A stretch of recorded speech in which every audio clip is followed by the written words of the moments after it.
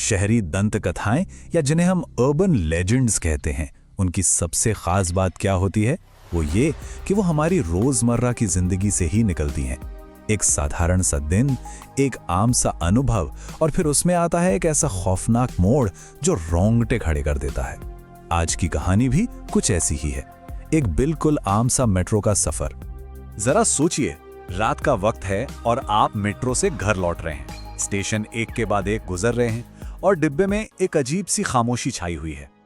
पर क्या हो अगर ये खामोशी किसी आने वाले खतरे का इशारा हो? चलिए पता लगाते हैं कि कैसे एक मामूली सा सफर एक ना भूलने वाले बुरे सपने में बदल गया। तो कहानी की हीरो है एक जवान लड़की। देर रात हो चुकी है और वो अकेली मेट्रो के एक लगभग खाली डब्बे में सफर कर रही है। बाहर घना अंधेरा और अंदर बस मेट्रो की तेज लाइटें। चारों तरफ नजर दौड़ाने पर उसे यही लगता है कि वो अकेली है। एक तरह से सुकून भी है, पर थोड़ी घबराहट भी। लेकिन जैसा कि कहते हैं, जो दिखता है वो हमेशा सच नहीं होता। और जैसे ही वो दोबारा डिब्बे में नजर घुमाती है, उसका सारा सुकून हवा हो जाता है। सन्नाटा तो नहीं टूटता, पर एक अजीब सा डर उसे जकड़ने लगता है। ठीक सामने वाली सीट पर एक औरत बैठी थी और उसके आजू बाजू, मतलब दोनों तरफ, दो आदमी बैठे थे। यहां तक तो सब ठीक था, लेकिन गड़बड़ थी उस औरत की आंखों में। उसकी नजरें बिल्कुल पत्थर की तरह बिना पलक झपकाए सीधे उस लड़की पर गड़ी हुई थीं।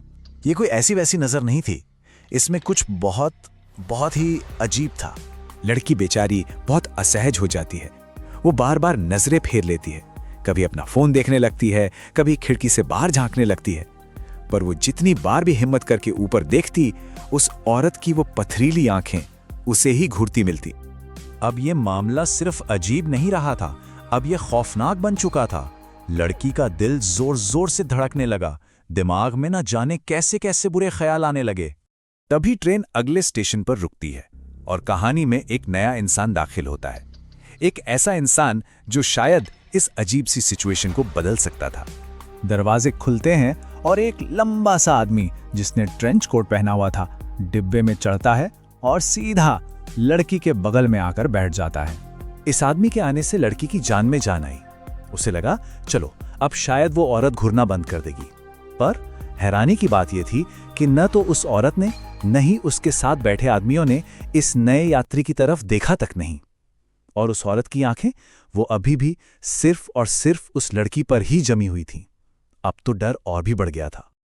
और अब कहानी उस मोड़ पर आ जाती है जहां सब कुछ बदल जाता है। ट्रेन अगले स्टेशन के नजदीक पहुंचती है और कुछ ऐसा होता है जिसके बारे में लड़की ने सोचा भी नहीं था। सब पलक झपकते ही हो जाता है। जैसे ही ट्रेन धीमी होती है, वो लंबा आदमी अपनी जगह से उठा। लड़की को लगा, अच्छा ये यहीं उतर रहा है, पर नहीं। अचानक उस आदमी ने पूरी ताकत से लड़की का हाथ जकड़ लिया और जैसे ही मेट्रो के दरवाजे खुले, उसने लड़की को बाहर प्लेटफॉर्म पर खींच लिया। सब कुछ इतनी तेजी से हुआ कि लड़की कुछ सोच समझ पाती उससे पहले ही दरवाजे बंद हुए और ट्रेन सन से आगे निकल गई। अब उस सुनसान प्लेटफॉर्म पर सिर्फ दो लोग थे, एक वो खौफजदा लड़की और दूसरा वो लंबा अजनबी आदमी। चारों तरफ मौत जैसा सन्नाटा। लड़की कांप रही थी, गुस्से और डर से। उसे लगा वो एक मुसीबत से निकल के किसी बड़ी मुसीबत में फंस गई है। वो चिल्लाकर उस आदमी से पूछती है, क्यों किया आपने ऐसा? और अब वो पल आता है जो इस पूरी कहानी का मतलब ही बदल देगा। उस आदमी का जवाब लड़की के डर को एक ऐसे खौफ में बदल देता है जिसके बारे में उसने कभी सोचा भी नहीं था। वो आदमी बिल्कुल शांत आवाज में कहता है, डरो मत, मेरा इरादा तुम्हें डराना नहीं था, मैंने तुम्हारी जान बचाई है। लड़की एकदम हैरान, जान बचाई? किससे, कैसे? और फिर वो आदमी वो एक लाइन बोलता है जो रोंगटे खड़े कर देती है।